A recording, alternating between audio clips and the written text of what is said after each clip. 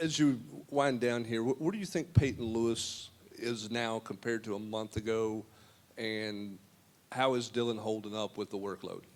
I think Peyton is a lot further along now in terms of confidence, in terms of the way that he's going out here playing. I think you see him now from a physicality standpoint that he's not hesitant whatsoever. Like, he's going and he's on the attack every time he runs the ball. So I think the biggest deal now for us is just continue to teach him to grow that next aspect of the game in terms of winning on the free hat, in terms of making people miss, and you don't have to be a bowling ball every time. But I think he's done a really good job from a developmental standpoint to where he is now.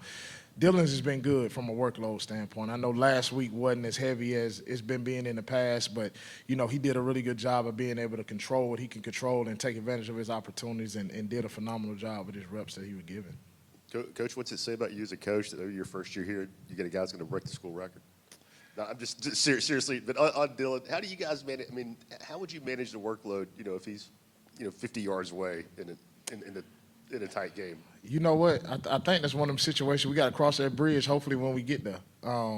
The biggest deal is it's been a blessing to coach him and to see his progression all year long, and how hungry he's been, and not only hungry from a standpoint of being on the field, wanting to be a playmaker, but also a hunger standpoint in terms of wanting to be a leader, wanting to bring the younger guys along in the room. Even at practice, like watching him coach up the younger guys has been phenomenal.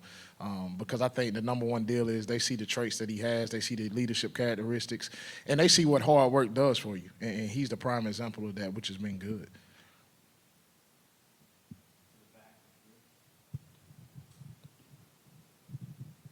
Coach, what are you thankful for this holiday season?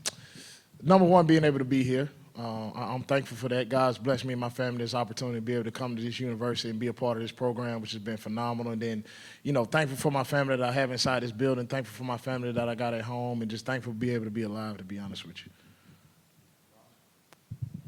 you. Coach, back to Peyton, how much can a young kid like that grow up at a game like Georgia? I mean, how much more valuable is an experience like that versus, 20 practices? I think that experience, when he went out there and he was able to make the plays and gain the yards that he did, you could see his confidence raised to another level. Like, he's always been confident in himself, but to be able to do it in that environment, on that stage, gave him another level of confidence, and you saw it just grow tremendously. And everything about him now, like, the 20 practices, no matter how many practices you get against, your own teammates, but be able to go do that in that environment and on that stage, that gives you tremendous confidence when you're able to go out there and have success. So it was really good. When you look at Dylan, and he's challenging some SEC records. He's already broken a lot of Tennessee records. There's a lot of national awards right now, All-American teams that we're all voting on. How do you see him stacking up against the best backs in the country? Oh, he's the best back in the country, in my opinion. You know what I'm saying? In terms of the production that he's been able to produce, especially in this league, in this conference. Number one, being able to be with him every single day, the way that he goes and attacks the process, and, the things that he's been able to do from a tenacity standpoint in terms of, when the team needs a spark plug, he's able to be that guy that jumpstarts it. Coach Hype always talks about it only takes one match to start a fire, and a lot of times we get in critical situations, and he's that guy that jumpstarts the fire, that gets us rolling in the right way. So in my opinion, he's the best back in the country. Coach, a lot of times we hear about culture inside the room, inside the walls, and chemistry. What's the chemistry like with the coaching staff and you guys working together to get to your end goal and get the most out of your team? It's really good. It's a competitive environment in terms of everyone is trying to push each other, continue to grow. I think the thing that you see is there's no egos in the room, and that's on offense, defense, and in special teams. Like, everybody's working together to make each other better, which has been tremendous. And I think you see that pour over into our whole entire team. That is no separation whatsoever. Everybody's locked in, 10 toes down together, and that's been phenomenal. But the thing about it is, each coach that sits around that table, they pour into each other. And it's one of those situations that you're learning from each other. And I think that's why, from this point that we're on right now in this season, and it's kind of been that way the whole season, is that we continue to get better and better week in and week out. Because, I may see something that another coach is doing and vice versa, and we're able to give each other tips and pointers from that standpoint. So it's awesome. Earlier, Peyton Lewis was talking about how he approaches practice. He says he tries to do it like a pro, smash it in mouth kind of thing. How much has that attitude lended itself to him getting the opportunities he's gotten on the field? It's been a big help for him. I think with Peyton, as he goes about this, like the way he approaches the meeting room and then he carries that over into practice, like he's not a guy that comes out there and it's about fun and games. It's about business when he steps on the field. So his mentality kind of changes totally. Like when he steps between the white lines, his face goes stone cold, and he's about his business. Now, he's critical of himself. You know, it's a lot of times, like early in the game on Saturday, he missed one cut, and he was critical of himself. I said, man, listen, it's going to come back to you. Just calm down. It's going to come back to you, and it did later in the game, so that was awesome.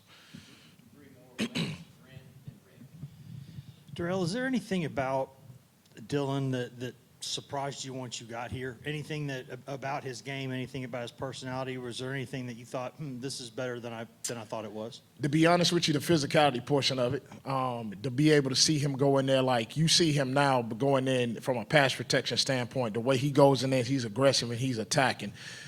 As many tackles as he breaks when he's running the ball, like you always knew about the explosiveness aspect of it. You always knew about him being able to make people miss. But when you see him inside the line of scrimmage in the box and as many tackles as he breaks and as many yards that he's gaining at the contact, you know, that's the part about his game that I was like, okay, he's taking this thing to another level. But everything else from a personality standpoint, a work ethic standpoint, I already knew about that, and he was awesome. As a follow-up to that, do you think the rest of the country recognizes how complete of a back he is? And then, two, what's the challenge running the football against Vanderbilt on Saturday?